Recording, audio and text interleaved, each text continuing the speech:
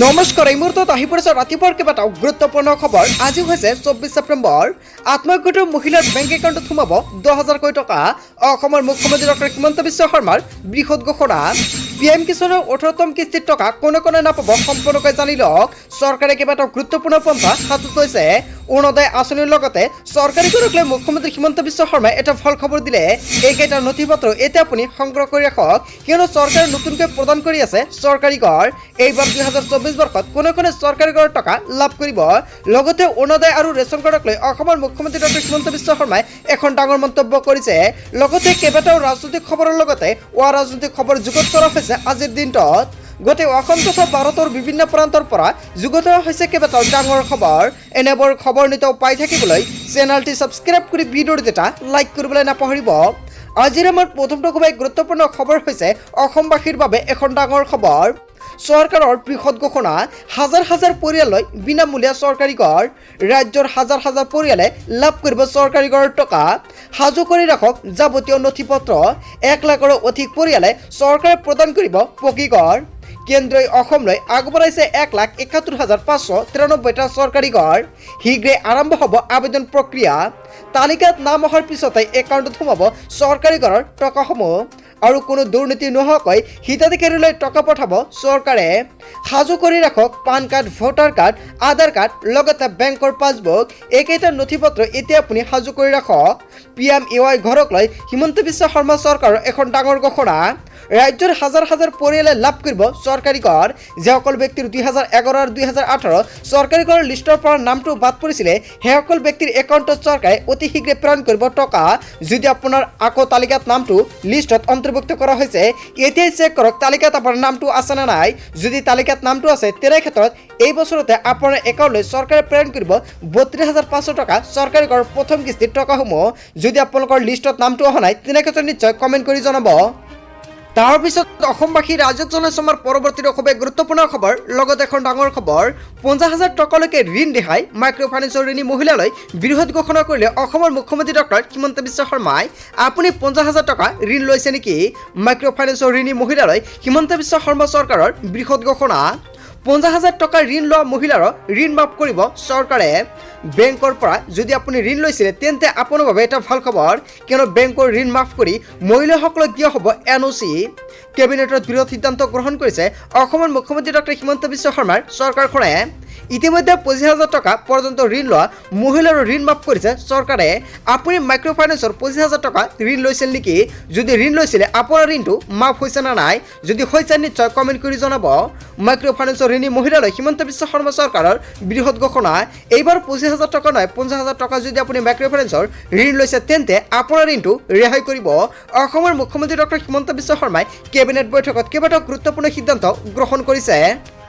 তাৰপিছত অসমবাসী ৰাইজক জনাইছো আমাৰ পৰৱৰ্তী খুবেই গুৰুত্বপূৰ্ণ খবৰ। লগতে এখন ডাঙৰ খবৰ, বিনামূল্যে বিদ্যুতক লৈ হিমন্ত বিশ্ব শৰ্মাৰ এখন ডাঙৰ ঘোষণা। বিদ্যুৎ মাচুলৰ বাবে আপুনি ভৰিব নালাগে ধন ৰাশি।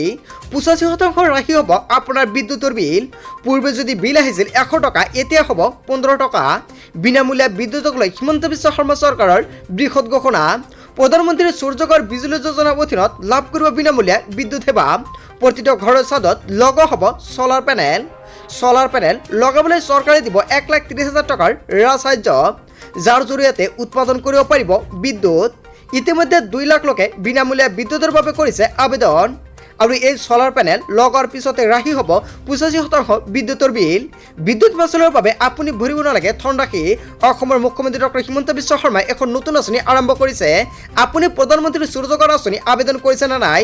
যদি কৰিছে, নিশ্চয় কমেণ্ট কৰি জনাব। আৰু যদি এতিয়ালৈকে কৰা নাই, আপুনি কেনেকুৱাকৈ কৰিব, নিশ্চয় যদি ভিডিঅ' লাগে কমেণ্ট কৰি জনাব। তাৰপিছত অসমবাসী ৰাইজক জনাইছো আমাৰ পৰৱৰ্তী খুবেই গুৰুত্বপূৰ্ণ খবৰ। লগতে এখন ডাঙৰ খবৰ, আজি PM কিষাণৰ 25জন হিতাধিকাৰীৰ বাবে এটা ডাঙৰ খবৰ আহি পৰিছে। চৰকাৰে বান্ধি দিলে নতুন নিয়ম। 18তম কিস্তি এতিয়াৰ পৰা নাপাব হিতাধিকাৰীসকলে। কোন কোন হিতাধিকাৰীয়ে 18তম কিস্তিৰ টকা নাপাব? চৰকাৰে বান্ধি দিলে কেইবাটাও গুৰুত্বপূৰ্ণ নিয়ম। 20 লাখ কৃষকৰ বাবে আহি পৰিছে এটা বেয়া খবৰ। বেংক একাউণ্টত নাপাব 18 নম্বৰ কিস্তিৰ টকাসমূহ। আপোনাৰ PM কিষাণৰ 18তম কিস্তি বন্ধ হ'ব পাৰে। কোনে কোনে নাপাব PM কিষাণৰ টকা সম্পূৰ্ণকৈ চাই লওক। PM কিষাণৰ নতুনকৈ ভেৰিফিকেশ্যন আৰম্ভ হৈ পৰিছে। PM কিষাণৰ টকা পোৱা প্ৰতিজন হিতাধিকাৰীৰ কৰিব লাগিব এই কাম। আপুনি কৰিলে নে যদি আপুনি কামটো কৰা নাই অতি শীঘ্ৰে কৰি লওক আপোনাৰ কি কাম কৰিব লাগিব চৰকাৰে নতুন নিয়ম সলনি কৰিছে পিএম কিষাণৰ প্ৰতিজন হিতাধিকাৰীৰ বাবে আপোনাৰ পঞ্চায়তত দিব লাগিব সকলো নথিপত্ৰ জমা নিদিলে বন্ধ হ'ব আপোনাৰ পিএম কিষাণ আঁচনি 1 নম্বৰ আধাৰ কাৰ্ড 2 নম্বৰ বেংক একাউণ্ট 3 নম্বৰ খাজনা ৰচিদ এই তিনিটা নথিপত্ৰ আপুনি জমা দিছে নে নাই লগতে কোন সকল ব্যক্তিৰ দিব লাগিব এয়া সম্পূৰ্ণকৈ জানি লওক চৰকাৰৰ নতুন নিয়ম সলনি কৰিছে আগতে এটা পৰিয়ালৰ পৰা বহুতো মানুহে পিএম কিষাণৰ বাবে আবেদন কৰিছিল পিএম কিষাণৰ বাবে এতিয়াৰ পৰা পিতা বা পুত্ৰ যিকোনো এজনে পাব আপুনি পিএম কিষাণৰ টকা আপোনাৰ ঘৰৰ পৰা পিতা বা পুত্ৰ দুজনে আবেদন কৰিছে নেকি তেন্তে আপোনাৰ বাবে এটা বেয়া খবৰ আহি পৰিছে পিএম কিষাণৰ নতুন এছঅপি আহি পৰিছে 1 নম্বৰ এখন মাটিৰ কাগজত এজন ব্যক্তিয়ে আবেদন কৰিব পাৰিব আপোনাৰ যিখন মাটিৰ নথিপত্ৰ আছে সেইখন নথিৰে আপুনি এজনে আবেদন কৰিব পাৰিব পিএম কিষাণৰ বাবে যদি পিতা বা পুত্ৰ দুজনে আবেদন কৰিছে তেন্তে আপোনাৰ টকাটো নাপাব নতুন নিয়ম অনুসৰি নিজৰ মাটি থাকিব লাগিব আৰু এতিয়া পিএম কিষাণ আবেদন কৰাৰ সময়ত আপোনাৰ নিজৰ মাটি থাকিব লাগিব বেলেগৰ মাটিৰে পিএম কিষাণ কৰিলে আপুনি টকা নাপাব বন্ধ হৈ যাব 3 নম্বৰত উল্লেখ কৰিছে বেলেগৰ মাটিৰে আবেদন কৰিলে ভেৰিফিকেশ্যন হোৱাৰ পিছত নাপাব টকা হয় আপুনি ঠিকই শুনিছে পিএম কিষাণৰ প্ৰতিজন হিতাধিকাৰীৰ বাবে এখন গুৰুত্বপূৰ্ণ খবৰ লগতে ভিডিঅ'টি বেছিকৈ শ্বেয়াৰ কৰি দিব যদি আপোনাৰ পিএম কিষাণৰ লিষ্টত নামটো অন্তৰ্ভুক্ত হৈ আছে আৰু আপুনি টকাটো পোৱা নাই কিবা অসুবিধা হৈছে তেনে ক্ষেত্ৰত নিশ্চয় কমেণ্ট কৰি জনাব আপোনাৰ সমস্যাটো আপোনালোকক সম্পূৰ্ণকৈ সহায় কৰা হ'ব তাৰ পিছত অসমবাসী ৰাইজক জনাইছো আমাৰ পৰৱৰ্তী খুবেই গুৰুত্বপূৰ্ণ খবৰ লগতে এখন ডাঙৰ খবৰ আত্মসহায়ক গোটৰ ডাঙৰ আপডেট প্ৰকাশ পাইছে এছএছজি নিউ আপডেট আহি পৰিছে আত্মসহায়ক গোটৰ প্ৰতিজন মহিলাই যদি আপুনি ফৰ্মটো ফিলআপ কৰিছে বা আপুনি ফৰ্মটো ফিলআপ কৰি জমা দিছে তেন্তে আপোনাৰ বাবে এটা গুৰুত্বপূৰ্ণ আপডেট প্ৰকাশ পাইছে 6 প্ৰকাৰৰ মহিলাই নাপাব আত্মসহায়ক গোটৰ 10000 টকা কিছুমান চৰ্ত বান্ধি দিছে চৰকাৰে যদি কোনোৱাই চৰকাৰৰ নিয়ম অনুসৰি কাম নকৰে তেন্তে ঘূৰাই দিব লাগিব টকাসমূহ আপুনি এইকেইটা নিয়ম মানিব লাগিব আত্মসহায়ক গোটৰ সকলো মহিলাৰ বেংক একাউণ্টত পোনপটীয়াকৈ জমা কৰি দিয়া হ'ব 10000 টকাৰ আৰম্ভণিতে অনুদান দুখৰ খবৰ যে যদি কোনো মহিলাই চৰকাৰে বান্ধি দিয়া নিয়ম ভংগ কৰে তেন্তে লাভ নকৰিব 10000 টকা চৰকাৰে এই 10000 টকা পোৱাৰ পিছত যিসকল মহিলাই এই 10000 টকাৰে ভাল ব্যৱসায় কৰিব তেওঁলোকক আকৌ 25000 টকা দিব চৰকাৰে যদি কোনো মহিলাই এই টকাৰে কোনো ব্যৱসায় নকৰে তেনে ক্ষেত্ৰত সেইসকল মহিলাই ঘূৰাই দিব লাগিব 10000 টকা প্ৰতিগৰাকী আত্মসহায়ক গোটৰ মহিলাৰ বেংক একাউণ্টত চৰকাৰে প্ৰেৰণ কৰিব 10000 টকা কিন্তু তাৰ আগতে আপুনি কি ব্যৱসায় কৰিব সেয়া আপুনি সম্পূৰ্ণকৈ নিশ্চিত কৰক যদি আপুনি কোনো ধৰণৰ ব্যৱসায় নকৰে তেনে ক্ষেত্ৰত কিন্তু চৰকাৰে ঘূৰাই দিব লাগিব আপোনাৰ 10000 টকা আত্মসহায়ক গোটৰ 10000 টকা পোৱাৰ আগতে আপুনি কি ব্যৱসায় কৰিব ইয়াক লৈ চৰকাৰে এখন গুৰুত্বপূৰ্ণ আপডেট প্ৰকাশ কৰিছে এতিয়া আপোনাৰ ব্যৱসায়টো আপুনি আৰম্ভ কৰক চৰকাৰে যেতিয়া 10000 টকা প্ৰদান কৰাৰ লগে লগে আপোনালোকে কিন্তু ফটো মাৰিব আৰু ফটোটো দিয়াৰ পিছতে আপোনালোকে কিন্তু আকৌ নেক্সটত 25000 টকাৰ দ্বিতীয় কিস্তিটো সোমাই পৰিব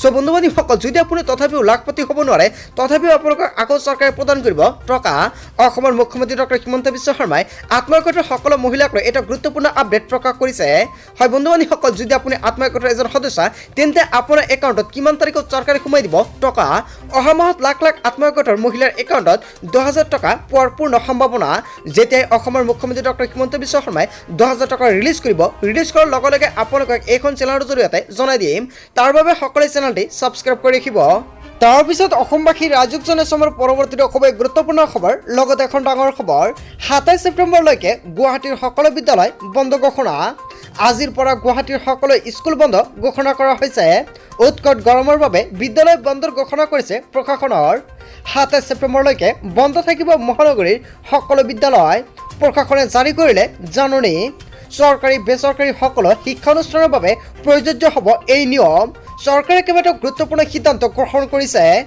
তাৰপিছত অসমবাসী ৰাইজক জনাইছো আমাৰ পৰৱৰ্তী খুবেই গুৰুত্বপূৰ্ণ খবৰ লগতে এখন ডাঙৰ খবৰ একাউণ্টত নিজে সোমাই আছে ধনৰাশি এতিয়া চেক কৰক আপোনাৰ বেংক একাউণ্ট পুৱাৰ পৰা বেংকত গ্ৰাহকৰ দীঘলীয়া শাৰী বেংকৰ একাউণ্টে সোমাই আছে হাজাৰ টকা কাৰোবাৰ 40000 টকা কাৰোবাৰ 16000 টকা কাৰোবাৰ সোমাইছে 4000 টকা এতিয়া আপুনি চেক কৰক আপোনাৰ বেংক একাউণ্ট অসম গ্ৰামীণ বিকাশ বেংকৰ একাউণ্টে সোমাই আছে ধনৰাশি একাউণ্টৰ গৰাকীও নাজানে এই টকা ক'ৰ পৰা সোমাইছে যদি আপোনাৰ অসম গ্ৰামীণ বিকাশ বেংকৰ একাউণ্ট আছে তেনে ক্ষেত্ৰত অতি শীঘ্ৰে আপুনি চেক কৰক তাৰপিছত অসমবাসী ৰাইজক জনাইছো আমাৰ পৰৱৰ্তী খুবেই গুৰুত্বপূৰ্ণ খবৰ লগতে এখন ডাঙৰ খবৰ কেৱল উজনেই নহয় BTADত বিজেপিৰ জনপ্ৰিয়তা হ্ৰাস পাইছে বিজেপিৰ পক্ষত নাই সংখ্যালঘু ৰাইজ নাই বিজেপিৰ পক্ষত উজনি অসম লগতে BTADত জনপ্ৰিয়তা হ্ৰাস পাইছে বিজেপিৰ 50ৰো অধিক সমষ্টিত 30,000 সদস্য ভৰ্তি নহল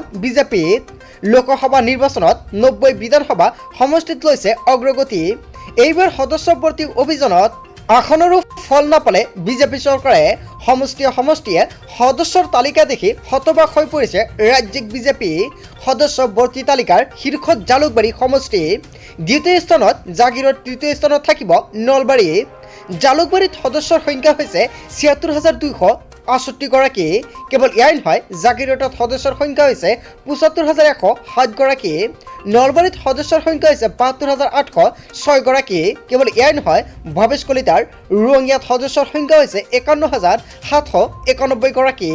বিটিআৰ আৰু সংখ্যালঘুৰ সমষ্টিত সদস্যৰ সংখ্যা নিৰাশাজনক, কিয়নো ওদালগুৰিত সদস্যৰ সংখ্যা 19,872 গৰাকী।